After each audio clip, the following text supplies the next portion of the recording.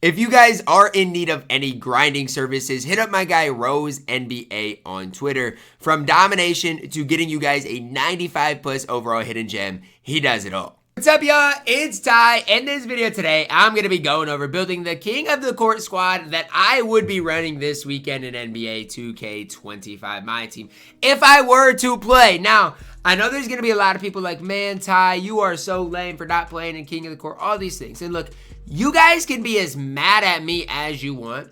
At the end of the day, and again, this is me and I'm talking to you guys. At the end of the day, it's 2K's fault. They want to make people play on a random Saturday in December. Like, people don't have things to do for 4 hours in a row on a random Saturday. So if you're mad at me, blame 2K. They're the ones to blame that I cannot play in King of the Court this week. They've got to fix the way they do things because, again, guys like myself aren't always going to be available to play. So that's my 2 cents on that, and again, I'll go through my squad if I were to play in King of the Court. Now, we're going to start off at the point guard position with Shai Gilgeous-Alexander.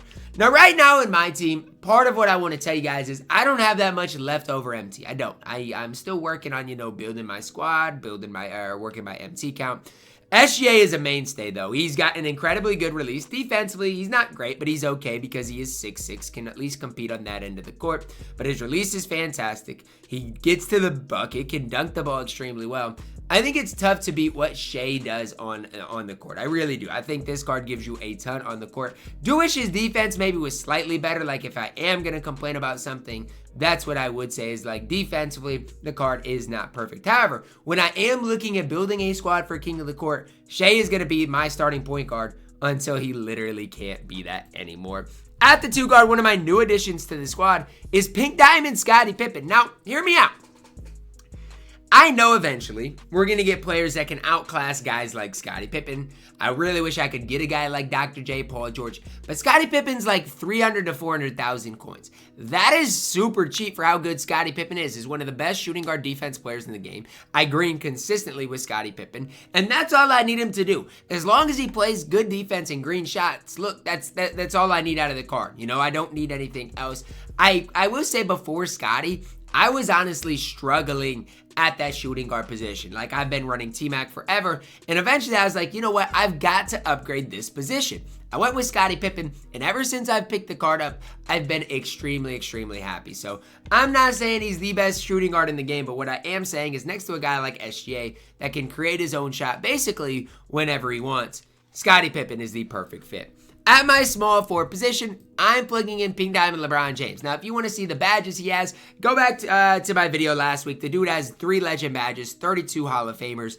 I am not selling my LeBron James anytime soon. And I know some people that they know Galaxy Open LeBron's going to come soon. And so they're, oh, well, Ty, I need to sell out my LeBron James. Well, if it's a base LeBron, you're right. But my LeBron is better than that Opal LeBron. And so for me, this LeBron James card is going to stay on my squad literally maybe forever. Like, I don't even know if I could ever sell LeBron with what he gives me on the floor. Great defensively, knocks down shots at an insanely high rate, gets to the rim at will.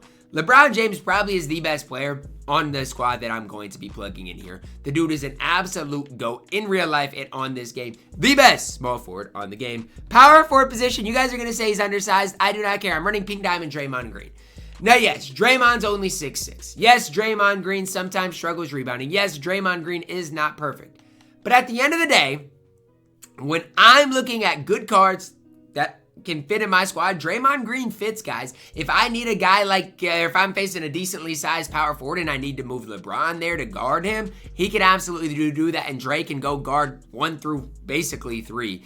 And so that's kind of my mindset is, even if Draymond doesn't guard the opposing 4, that's fine. I've got LeBron James to do that. And so for me, I love Dre. He knocks down shots. I know his release is on slow, but it's fine because he greens consistently. He, plays incredibly good defense. I love Draymond Green in this game. My power forward for the future. At my center position, I'm plugging in David Robinson. I know a lot of people give D-Rob crap. Oh, Ty, his release is horrible. Ty, his release is so inconsistent. I get it. Trust me, I do. Because I even sometimes can struggle with David Robinson and that release. I do. I'm not saying that I'm anything better than you guys. But at the end of the day, D-Rob is a card that I can go put out on the floor and trust, right? Defensively, he's 7-1. He can guard nearly each and every position on the court. You got a guy like Wemby. D-Rob's about your best answer. Offensively, I know his release is sometimes baited, and it's not that easy to time, easy to green, but once you get the hang of D-Rob's release, it's an absolutely incredibly good release. And so the more I use David Robinson, the more I'm a fan of the card. And I know a lot of people aren't going to like me for that, but that's the truth, guys.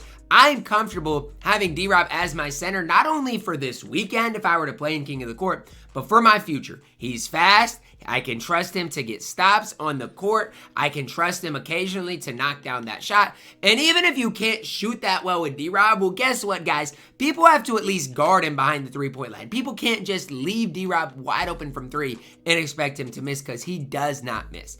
That's at the end of the day why I like D-Rob so much, my starting center. Heading to the bench unit, I'm still running the Galaxy Opal Chris Paul.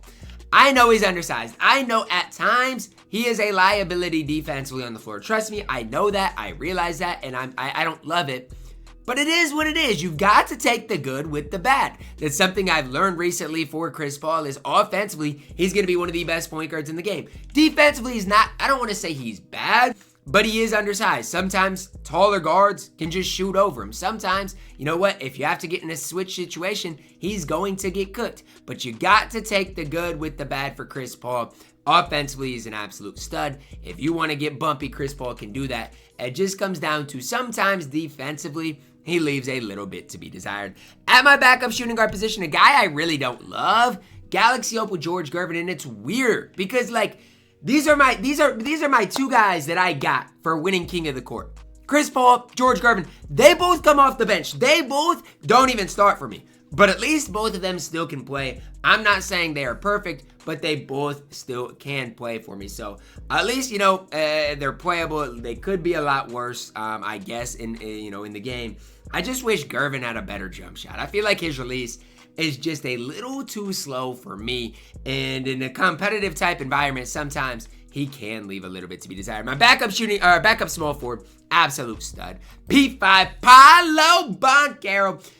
Outside of LeBron James, I'd say it like this. Paolo Banchero, the second best small forward in the game. Obviously behind LeBron James. The card is a beast, guys. Look at Paolo's stats. Look at his badges. Look at his animations. I mean, even his release is just fine. P5 is an absolute stud on this game. And if you have not used the card, you are missing out in a big time way. I love what Paolo provides for me on the court. Guy I can trust to get the job done at an extremely high level.